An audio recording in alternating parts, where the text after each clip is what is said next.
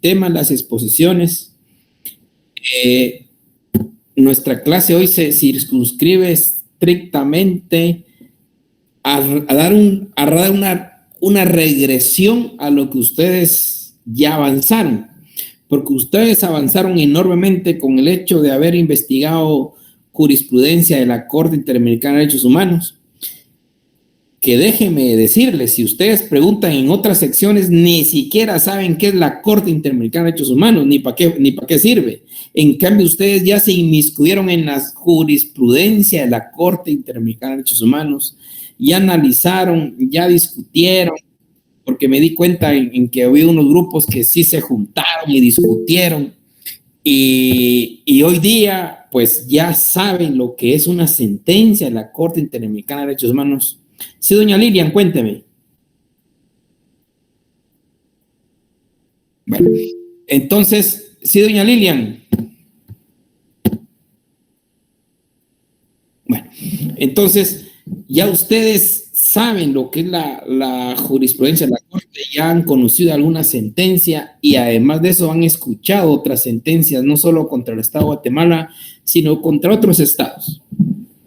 Lo importante es tener esta posibilidad de que muchos no han tenido, de inmiscuirse dentro de la jurisprudencia de la Corte Interamericana de Derechos Humanos.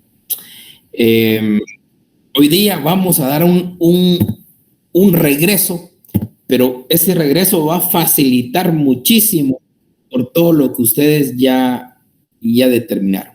Recordemos que pues ya conocemos nuestros derechos humanos, ya sabemos la clasificación de los derechos humanos, ya sabemos los derechos humanos que tenemos los civiles, los colectivos de tercera generación, ya lo sabemos que están en la Constitución, sabemos que están en los tratados internacionales, ya sabemos a dónde acudir en el ámbito internacional, ya sea ante el Consejo de Derechos Humanos, o los mismos comités de los derechos humanos de las convenciones internacionales. Pero falta algo muy importante, que yo sé que ya avanzaron: conocer nuestro sistema regional, conocer que la justicia nacional hay que agotarla y después nos queda una, que es la interamericana. Que ya todos sabemos, primero pasamos a la Comisión Interamericana y posterior, si la Comisión lo decide, pasamos a la Corte Interamericana de Derechos Humanos. Y ahí, en búsqueda de justicia, porque recordemos que un derecho humano individual que todos tenemos es el derecho a la justicia. Y aquí es donde me quiero entretener un poquito, porque cuando los casos que hemos visto, muchos casos es porque no ha habido justicia en los países y por eso se invoca el sistema interamericano de derechos humanos. Pero para eso tenemos que regresar. ¿Y cuál es el regresón? El regresón que tenemos que ver es que el sistema internacional de derechos humanos, pues ya los tratados internacionales, y dentro de los tratados internacionales está el famoso Pacto de San José, denominada Convención Americana de Derechos Humanos. Sobre esto valdría la pena, pero dice que cada quien es como se sienta bien. Sé que ahora tenemos en la palma de nuestra mano, tenemos todo lo que querramos, todos los archivos, todas las convenciones, todas las leyes. Pero en mi caso, pues siempre tengo que tenerla escrita ahí, fotocopiada o impresa. Ya ustedes sabrán tenerla o acudir al sistema informático cuando se requiera. Pero tener presente que ahora vamos a ver la Convención Americana de Derechos Humanos, que es el documento por el cual se establece la Comisión Interamericana y la Corte Interamericana de Derechos Humanos. Y de ahí es que yo les digo, vamos a hacer una regresión para afianzar un poco más lo que ustedes ya avanzaron. También vamos a ver los procedimientos procedimientos de la Comisión y de la Corte Interamericana. Antes de esto, vamos al principio. El sistema regional americano pues se rige por la Organización de Estados Americanos. Surgió en el año 48, al igual que la Convención Americana de Derechos, la Declaración Americana de Derechos Humanos en el año 1948. A raíz de eso surge la Comisión Interamericana de Derechos Humanos en el año de 1959. Comisión Interamericana, la cual se adhiere a la Convención Americana de Derechos Humanos en el año de 1969. Recordando, pues, como algunos de ustedes lo dijeron, el Pacto de San José o Convención Americana de Derechos Humanos se elaboró en el año 69 y tuvo vigencia hasta el año 78. En esta Convención Americana, o también denominada Pacto de San José, ese Pacto de San José, lo que se tiene es que unifica, trae así la Comisión Interamericana de Derechos Humanos y también le agrega un tribunal que ya todos sabemos es la Corte Interamericana de Derechos Humanos. Entonces vamos a regresar a lo que es el Pacto San José, o el nombre oficial es Convención Americana de Derechos Humanos. Pero ya con ustedes ya prácticamente estoy tomándome a pecho la tecnología y ya estoy tratando de usar menos papel, pero tenemos siempre aquí la tecnología. Entonces buscamos el Pacto San José y en el Pacto San José pues tenemos claro que existen tres partes que se dividen en el Pacto San José. La primera parte establecen todos los derechos, especialmente los derechos civiles y políticos, los derechos individuales. Ahí está contenido el Pacto San José. La primera parte, todos los derechos civiles y políticos, todos los derechos individuales. La segunda parte ya son los órganos de control. Ya nos traslada a la Comisión Interamericana de Derechos Humanos y a la Corte Interamericana de Derechos Humanos. Entra la Comisión y entra la Corte Interamericana de Derechos Humanos. Cuando ahí, pues ya nosotros sabemos que al agotar los recursos internos, podemos acudir a la comisión. Todos sabemos que primero tenemos que pasar a la Comisión Interamericana. Y es esta la que decide trasladarlo o no a la Corte Interamericana de Derechos Humanos. ¿Cuándo acudimos a la comisión? Esto lo vamos a ver más detalladamente, pero en principio acudimos a la comisión, como ya se los dije en su momento, cuando en el país, por parte de las autoridades judiciales, no encontramos justicia. Entonces, porque los jueces, recordemos que administran la justicia en nombre de la República de Guatemala, y como son los que son los mandados a hacer justicia y no lo hicieron, entonces usted tiene un plazo de 6 meses después de agotado los recursos internos, que hay un paréntesis, vamos a ver en su momento que hay excepciones. Cerramos paréntesis. Entonces, tiene que agotar los recursos internos de este país y al finalizar los recursos internos tenemos 6 meses para acudir a la Comisión Interamericana de Derechos Humanos. 6 meses. Esto lo vamos a dar apartadito porque es un tema que vamos a hablar después correlacionado al procedimiento ante la comisión y ante la corte. Ahorita regresamos. Entonces, 3 partes tiene el pacto: los derechos civiles y políticos, los órganos de control, comisión y corte, y por último las disposiciones generales, donde establecen las formas de ratificar el pacto, las formas que se tienen para denunciar el mismo, o cuando no se está de acuerdo con todas las normativas del pacto. Esas son en sí las 3 partes que tiene el Pacto de San José. Vamos con la primera parte, que es los derechos. Es importante tener en cuenta, y muchos de ustedes en las sentencias que determinaron, siempre se mencionó el artículo 4. El artículo 4 del Pacto de San José, que es muy importante. Máxime cuando se trata de pena de muerte, como el caso de Rascacoy y Fermín Ramírez. Desde el artículo 4, que se nos aplicó directamente a los guatemaltecos, dice derecho a la vida. Y dice, toda persona tiene derecho a que se respete su vida. Este derecho estará protegido por ley en general a partir del momento de la concepción. Interesante cuando hablamos sobre la sentencia de Costa Rica, donde determinó qué se debe entender por concepción. Qué interesante, recordarán ustedes. Dice, nadie puede ser privado de la vida arbitrariamente. En los países que no han abolido la pena de muerte, como en el caso nuestro, esta solo podrá imponerse por los delitos más graves, dice, en cumplimiento de sentencia ejecutoriada de tribunal competente y de conformidad con una ley que establezca tal pena, dictada con anterioridad a la comisión del delito. Tampoco se extenderá su aplicación a delitos a los cuales no se le aplique actualmente.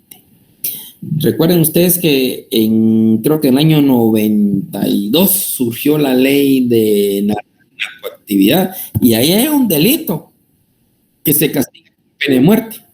Entonces y realmente con lo que ofrece el pacto, no se puede aplicar. Dice, no se establecerá la pena de muerte en los estados que la han abolido. En ningún caso se puede aplicar la pena de muerte por delitos políticos ni comunes conexos con los políticos. No se impondrá la pena de muerte a personas que en el momento de la comisión del delito tuvieran menos de 18 años o más de 70. Ni se le aplicará a las mujeres en estado de gravidez. Si nos recordamos, nuestra Constitución es más garante que esto. Dice, toda persona condenada a muerte tiene derecho a solicitar la amnistía, el indulto o la conmutación de la pena, los cuales podrán ser concedidos en todos los casos. No se puede aplicar la pena de muerte mientras la solicitud esté pendiente de decisión ante autoridad competente. Lo que quiso hacer aquí en el Pacto de San José es una tendencia abolicionista. No fue abolicionista total, una tendencia porque conservó la pena de muerte para los delitos que ya la establecieran antes de la vigencia del pacto. El pacto entró en vigencia en el año 78. En el caso de los guatemaltecos teníamos delitos de pena de muerte en el año 73 del actual código. Entonces eso todavía abarcaba.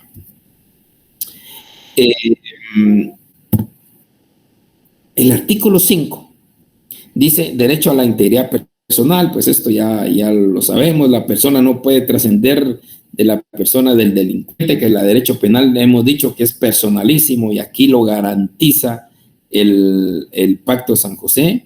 Nadie debe ser sometido a torturas ni a penas o tratos crueles.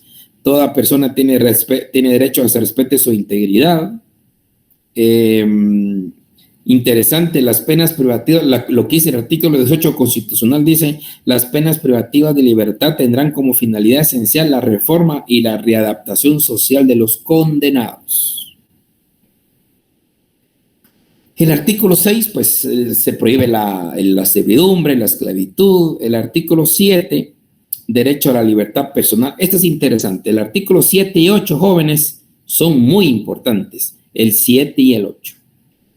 En el artículo 7, más que todo se enfoca en el ámbito penal, porque dice derecho a la libertad personal. Toda persona tiene derecho a la libertad y a la seguridad personales. Nadie puede ser privado de su libertad física salvo por las causas fijadas de antemano. Nadie puede ser sometido a detenciones o encarcelamiento arbitrario. Toda persona detenida debe ser informada de su detención. Es todo lo que nosotros en un momento dado se ha estudiado, pero ahora tenemos fundamento en el Pacto de San José.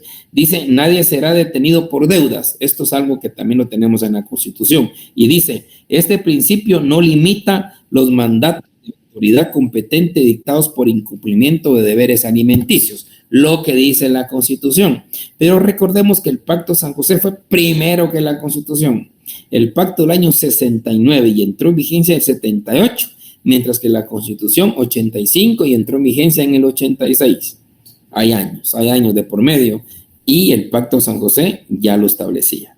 Recordemos que también esto se hizo como en el Pacto Internacional de Derechos Civiles y Políticos, que a larga también fue antes que el Pacto San José.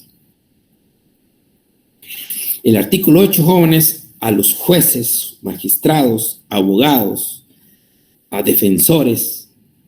El artículo 8 es el artículo más importante que tenemos nosotros, porque ahí se establecen esas garantías judiciales. Recuerden que muchos casos de los que ustedes expusieron siempre hacía relevancia al artículo 8 del Pacto San José. El artículo 8 del Pacto San José tiene garantías muy importantes. Miren la primera, que no me quiero entretener tanto en esta, pero sí es importante. La primera, el 8.1, tiene que ver mucho con la teoría del proceso. No sé si ya vieron ustedes teoría del proceso, si hablaron sobre este tema, o si no, pues lo van a ver en otros procesos que aún les queda. Pero dice, garantías judiciales. Escúchese bien, dice, toda persona tiene derecho a ser oída con las debidas garantías dentro de un plazo razonable por un juez o tribunal competente, independiente e imparcial, eso ya todos lo sabemos, establecido con anterioridad por la ley, juez natural. Y dice, en la sustanciación de cualquier acusación penal formulada contra ella, pero ha pasado una cosa interesante, o para la determinación de sus derechos y obligaciones de orden civil, laboral, fiscal o de cualquier otro carácter. Mire que tiene el mandato del artículo 8, muy importante el mandato del artículo 8 del Pacto San José cuando nos habla de las garantías judiciales, y es una garantía para todos nosotros ser oídos. Mire qué importante, no está diciendo ser leídos, y es algo que en Guatemala cuesta y ha costado. Usted como juez, futuro juez, ¿acaso no le gusta escuchar a las partes? ¿Acaso no va a administrar mejor justicia a usted escuchando y viendo a las partes? ¿O va a creer usted que va a administrar justicia mejor leyendo? En la lectura hay varios asteriscos. Primero, ¿quién escribe? ¿Cómo escribe? Se dará a entender y especialmente logrará transmitir lo que su cliente quiere que transmita. Es que lo escrito es así. Y otra cosa, ¿será que todos los que estamos acá tenemos hábito de lectura, que lo leemos unos 5 libros de cultura general, aparte de los de derecho? Y con eso tenemos hábito de lectura para leer cualquier cosa que se nos presente. ¿O no tenemos hábito de lectura? Si no tenemos hábito de lectura, ¿cómo vamos a leer los grandes expedientes?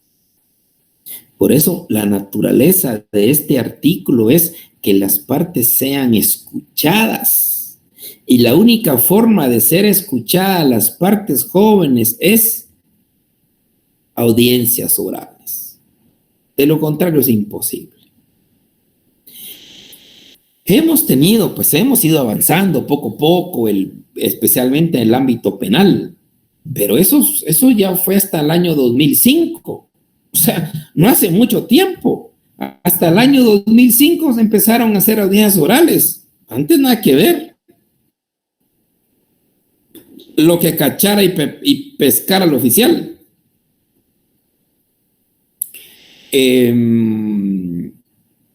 Otros ramos laboral, sé que muchos jueces ya lo hacen, pero hasta ahora, últimos tiempos.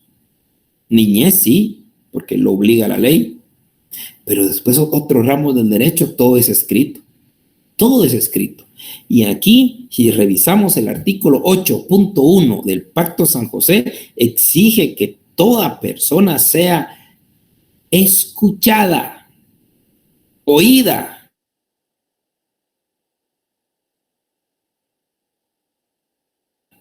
Son muy jueces, futuros magistrados, tomar en cuenta esto, y tiene su razón de ser.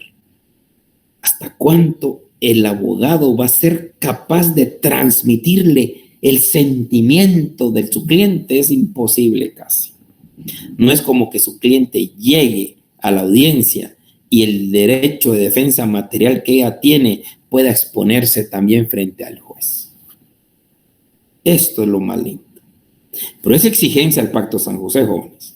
Lo dice este mismo artículo refiriéndose a las garantías judiciales. Dice, toda persona inculpada de delito tiene derecho a que se presuma de su inocencia. Bueno, eso lo tenemos en el artículo 14 de nuestra Constitución también.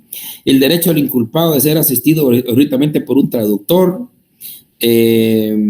El tiempo del inculpado, los medios adecuados para la preparación de su defensa. Aquí hablamos de la comunidad de la prueba. Este es un tema, yo no lo quiero sacar de ese escabroso, pero lo voy a decir porque sí siento necesidad de decirlo. El proceso penal lo hemos visto públicamente y se ha dado unos giros meros feos. No estoy hablando de ahora, solo ahora, también de hace algún tiempo atrás. Si usted era sindicado, no le daban nada. Si usted sabía por ahí que iba a ser sindicado y se iba al Ministerio Público, decía, no, todo está bajo reserva. Pero si usted es ¿por qué se lo van a reservar a usted? Se lo reserven a los medios de comunicación y a todo el mundo, pero no a usted. Y ahora estoy viendo que está pasando exactamente lo mismo. Esto está violentando las garantías del Pacto San José. Y no lo digo yo, lo dice exactamente este artículo 8.1. Perdón, es el 8.2. C. Concesión al inculpado del tiempo y de los medios adecuados para la preparación de su defensa. Eso es comunidad de la prueba. Derecho del inculpado de defenderse personalmente o por un defensor.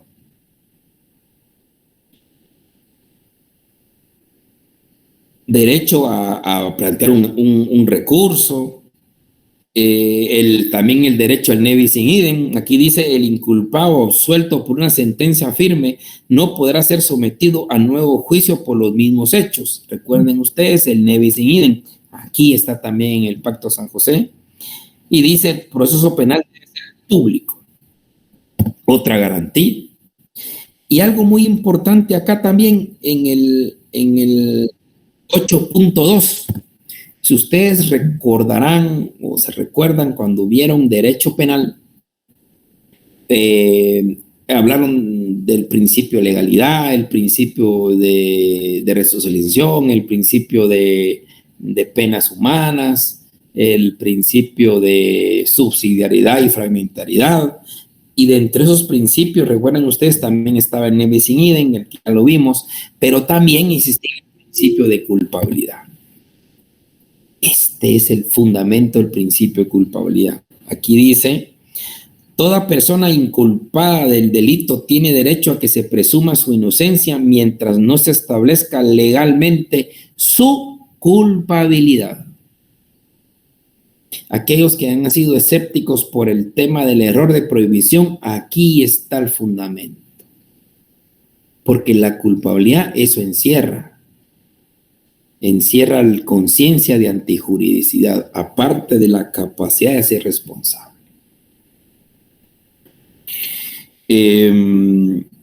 Entonces, esas son las garantías judiciales que nos establece directamente el Pacto San José. Aparte de esto, tenemos el artículo 9, que es el principio de legalidad y de retroactividad. Si hablamos del principio de legalidad, aquí está en el artículo 9 también, de nuestro Pacto de San José, que dice: nadie puede ser condenado por acciones o omisiones que en el momento de cometerse no fueran delictivos según el derecho aplicable. Imagínese usted, ahí está. O sea, ¿no cree usted que el constituyente fue capaz de cranearse todo? No, es exigencia aquí del Pacto de San José. El artículo 10, algo muy importante, no sé si ustedes se han preguntado alguna vez qué pasa con aquellas personas que han sido condenadas injustamente y al final se determina su inocencia. ¿Qué pasa? El artículo 10 nos da la respuesta. Dice: derecho a indemnización. Toda persona tiene derecho a ser indemnizada conforme a la ley en caso de haber sido condenada en sentencia firme por error judicial. El artículo 11 nos habla sobre la honra, el artículo 12 la libertad de religión, el artículo 13 la libertad de pensamiento y expresión, el artículo 14 el derecho a la respuesta, el artículo 15 derecho a la reunión, 16 libre asociación, 17 a la familia, el derecho a la familia, 18 derecho al nombre, 19 derecho del niño, artículo 20 derecho de la nacionalidad, artículo 21 derecho a la propiedad privada, 22 derecho a la circulación y residencia, la libre locomoción, artículo 23 derechos políticos, derecho 24, el artículo 24 el principio de igualdad. Mire dónde lo tenemos. Dice: todas las personas son iguales ante la ley, en consecuencia tienen derecho sin discriminación a igual protección de ley.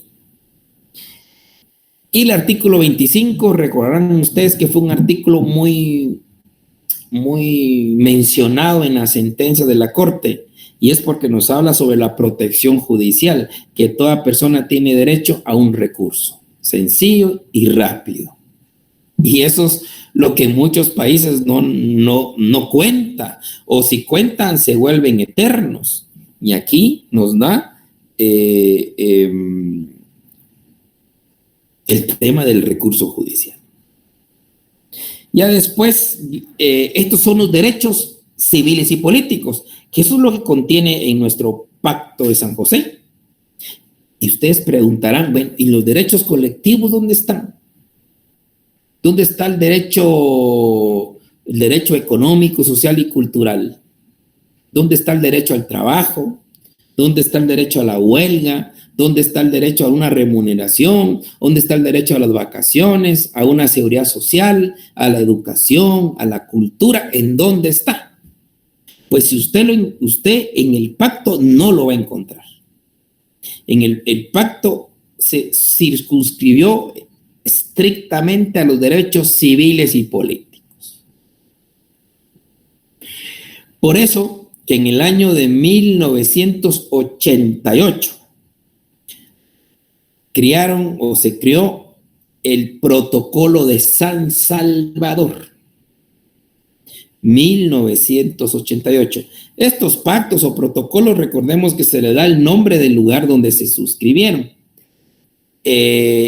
Y fue en San Salvador en el año de 1988 donde se establecieron los derechos colectivos del continente americano. Y es un protocolo. Aquí olvidemos del protocolo notarial, es el protocolo internacional. Cuando se habla de protocolo de derecho internacional, se refiere a un anexo, a algo que se adjunta al documento principal. En este caso, el documento principal es el Pacto de San José, la Convención Americana de Derechos Humanos. Y se creó un protocolo de San José, es un anexo, se anexa al pacto principal. Entonces, eso fue en el año 88 y ahí establecen los derechos económicos, sociales y culturales. O sea, para tener completo el pacto, no solo es el pacto, sino que consigamos el protocolo de San Salvador de 1988. Pero aunado a eso también existe otro protocolo, que es el protocolo de 1990, Ese protocolo se refiere a la abolición de la pena de muerte. Obviamente Guatemala no lo ratificó, porque recordemos, en ese tiempo Guatemala pues estaba firme con la idea de la pena de muerte. Entonces existen esos dos protocolos, aparte del Pacto San José, esos dos protocolos. Entonces ahí estamos prácticamente teniendo ya en cuenta lo que es el Pacto San José, esos derechos civiles y políticos, el protocolo San Salvador, que ya tiene ahí los derechos colectivos, o también, como ustedes ya saben, económicos, sociales y culturales, y el protocolo de abolición de la pena de muerte, que Guatemala no lo ratificó. Es el Pacto San José. Lo importante a destacar acá es que también se da la posibilidad de denunciar el pacto. Ya lo han hecho. De hecho, hay varios estados que no son parte del Pacto San José. Varios estados. Uno de ellos es Estados Unidos. Estados Unidos no es parte del pacto. Canadá tampoco es parte del pacto. Por eso es que nunca lo escuchan ni denunciados ni nada, no son parte del pacto. Belice tampoco es parte del pacto. Cuba no es parte del pacto. Y todas las Antillas correspondientes tampoco son parte del pacto. Y han habido últimamente 3 países que han denunciado el Pacto San José, que ha sido Trinidad y Tobago, Venezuela y República Dominicana. Han denunciado el pacto, ya no quieren el pacto y lo han denunciado.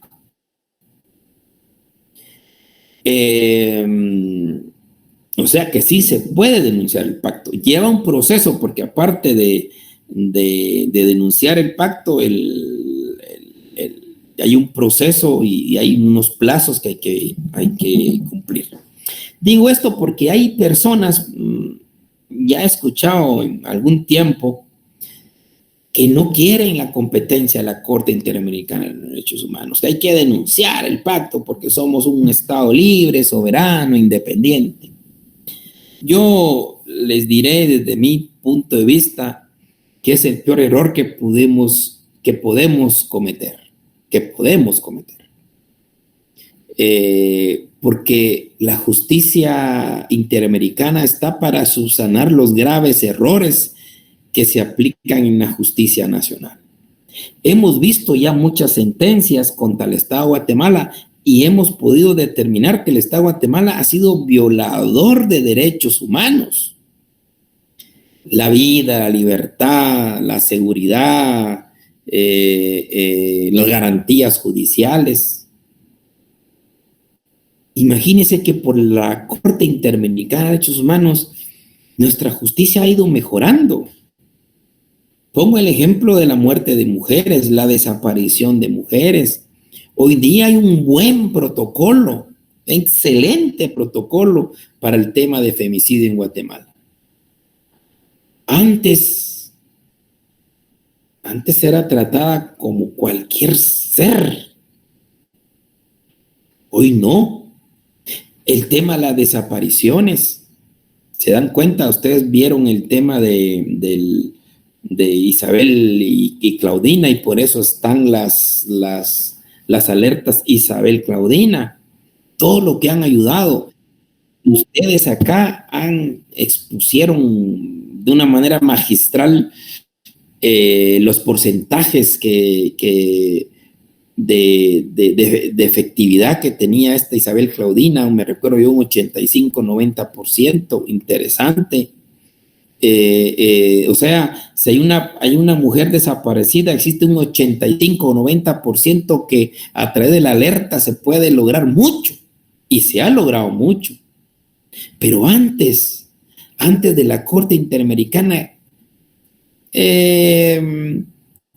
démosle 72 horas y si no aparece, vamos a buscarla.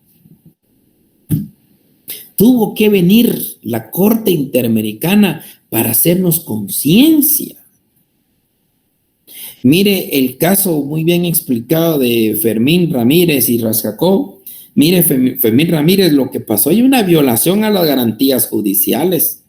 la Corte Interamericana tuvo que darnos lecciones del principio de congruencia. Como muy bien lo dijo la Corte Interamericana, es incongruente y se atenta al derecho de defensa cuando usted es acusado por unos hechos y el tribunal le impone otros. Quiere decir que usted nunca se defendió de esos otros. Entonces se violó su derecho de defensa. Nos dio clases magistrales sobre la peligrosidad. También en el caso de Rashkakov, los jueces de la Corte Interamericana analizan el tipo penal del secuestro y la verdad que no le encuentran ni pies ni cabeza. Si usted lee el 201, la verdad es que usted no sabe cuál es la figura del secuestro, que dice con el propósito de no sé qué, el propósito de no sé cuánto, propósito de cuál. Ahí dice, o cualquier otro propósito similar o igual que los anteriores. Es un tipo penal abierto y esos no pueden existir. Porque de conformidad con el principio de legalidad aparece un requisito, una exigencia que es la taxatividad de la norma. La norma debe ser clara, no debe ser ambigua. El derecho penal, una norma ambigua no existe, no es norma. También nos dio clases en esa sentencia sobre las penas únicas, que no puede existir una pena única. Imagínese que hayan 3 secuestros. Un grupo de secuestradores entrega a la víctima con vida. Otro grupo de secuestradores mata a la víctima. Otro tipo de secuestradores hasta le celebran el cumpleaños a la víctima y le entregan con vida. Ahí no puede existir una pena única, porque hay circunstancias diferentes. Entonces, esta es la importancia de un órgano de esta magnitud que venga a corregir los graves errores en el sistema de justicia. Si no tuviéramos errores en nuestro sistema de justicia, pues genial. ¿Para qué queremos órganos internacionales? Pero mientras no tengamos este sistema correcto, este sistema garante, este sistema donde no es violador de derechos humanos, mientras no lo tengamos, se hace necesaria la justicia interamericana de derechos humanos. Se los digo porque aquí hemos pasado ya diciendo que han existido 3 estados que han denunciado ya el Pacto de San José, y aquí he escuchado gente que se manifiesta a favor de esto. Yo creo que a nosotros lo que menos nos conviene es que Guatemala denuncie el pacto, sino que todo lo contrario, fortalecer y mejorar el sistema de justicia. Se dan cuenta que en muchos casos contra el Estado de Guatemala es porque el sistema de justicia nunca reaccionó, y si no reacciona, pues no hay justicia, y si no hay justicia, es una violación a los derechos humanos. Porque recordemos que dentro de los derechos civiles y políticos está el derecho a la justicia. Interesante el artículo 8 del Pacto de San José, recuérdense, garantías judiciales.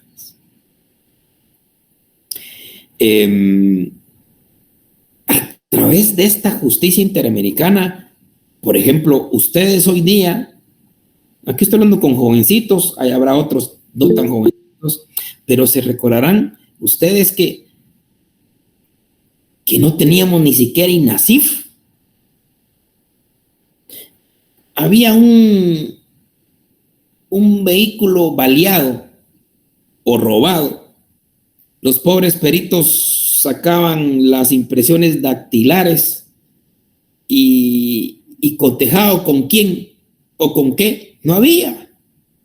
Esto se logró hace unos 4 o 5 años, aunque ustedes no lo crean. Hace 6 años no había forma de cotejar. Mire el RENAP, la gran ventaja del RENAP, que ahora usted, su partida de nacimiento, ya no tiene que ir hasta el lugar donde nació. En cualquier lugar donde exista RENAP, automáticamente, pero esas son las ventajas que también han ayudado a tener unos elementos más técnicos para el ámbito de la justicia. Pero esto es porque la misma Corte ha instado a mejorar las formas y técnicas más científicas para la administración de justicia, porque no se puede administrar la justicia con técnicas desfasadas. Imagínese, hace unos 5 años le entraban a robar a su casa, las impresiones dactilares de balde servían porque no tenía nada o absolutamente nada con qué cotejar. Sí, don Daniel, cuénteme. Perdón por el sonido de fondo. Buenas noches a todos. Dice que se está viendo, pero no solo son una, sino son casi que todas las dependencias del Estado, porque según todos los casos que vimos, o sea, hay muchas carencias que tienen cada institución, de las cuales todos le podríamos demandar al Estado, porque así como lo que nosotros vimos en relación a nuestro caso, que era lo del sistema penitenciario, se hablaba de una persona que tenía una discapacidad, pero así como ella hay un montón en el sistema penitenciario, y el sistema penitenciario no cumple con muchas normas como para personas con VIH, que tengan cáncer, que tengan un montón, porque no tienen un área hospitalaria, no tienen servicios médicos penales, y así como otras dependencias también, o sea, según los casos de todos. Perdón, muchas. No, por eso estamos hablando, que la idea es que jamás podamos denunciar lo que es el Pacto San José, ni mucho menos la competencia de la Corte, porque teniéndolos a ellos todavía no logramos mucho, no digamos sin tenerlos a ellos. Y es la forma de poder nosotros acudir a la justicia, recordándoles lo que les dije al inicio. Lo primero es agotar los recursos internos, un paréntesis, que hay excepciones, eso lo vamos a ver el próximo viernes. Y después, si acá usted acudió a la justicia de paz, no le hicieron justicia, se va a la instancia, le siguen negando su justicia, se va a salas, igual, a la corte, igual, se va a la CC, igual, entonces ya es el Estado el responsable, porque los funcionarios judiciales administran justicia en nombre de la República de Guatemala. Y desde ahí ya es el Estado el gran responsable, y tendríamos que acudir a esa vía interamericana para buscar esa justicia anhelada. Entonces, pero era importante regresar un poquito a saber lo que es la comisión, que la comisión y la Corte es por parte del Pacto San José, y ahí tenemos el Pacto San José, el catálogo de derechos que ya los conocemos. Aquí no vamos a venir a hablar del derecho que tiene el procesado a un intérprete cuando no sabe el idioma, eso ya lo sabemos, lo dice la Constitución, lo dicen los pactos internacionales de derechos civiles y políticos, y también el Pacto San José, y lo dice también el Código Procesal Penal y los demás códigos procesales sabidos acá en Guatemala. Pero es importante tener en cuenta que el pacto es la base de la propia Constitución. ¿Tienen comentarios, compañeros, por favor?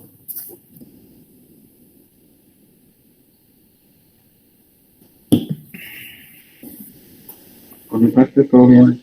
Muy bien. Bueno, ahora voy a...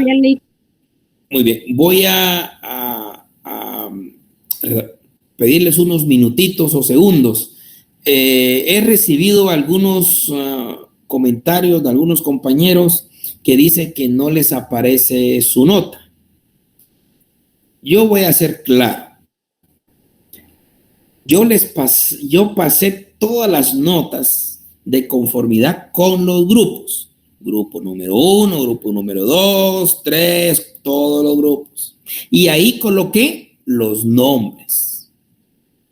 ¿Qué tiene que hacer usted si usted no aparece en el nombre de ese grupo? Sencillo. Comuníquese con el coordinador del grupo Y el coordinador de grupo se comunicará con los encargados de la sección. Y entonces ya arreglaríamos el asunto. Yo no puedo pasarme sobre el grupo. Yo fui tajante acá en preguntarles quiénes estaban integrando y si participaron todos. Fueron los del grupo los que me dijeron sí y los que me dijeron no. Entonces, si usted tiene un problema de esta naturaleza, acuda con el coordinador y el coordinador acudirá con los representantes que quedaron de la sección. Y a ellos ya se comunicarán conmigo. Por favor. Todos nos equivocamos. También yo me pude haber equivocado. Todos. Pero ahí estamos para corregir los errores. Así que, por favor, si ese es su problema, acuda con el coordinador del grupo y él ya con los coordinadores de la sección. Entonces ya nos vamos a comunicar con ellos y a solucionar los problemas. O ellos pueden decir, no, ellos no trabajaron, pues no trabajar. Y ahí sí ya no puedo estar yo más allá de lo que estableció el grupo. Don Byron. Buenas noches, licenciado. Fíjese de que mi problema no es del segundo parcial, sino del primero. Se recuerda que yo le pregunté.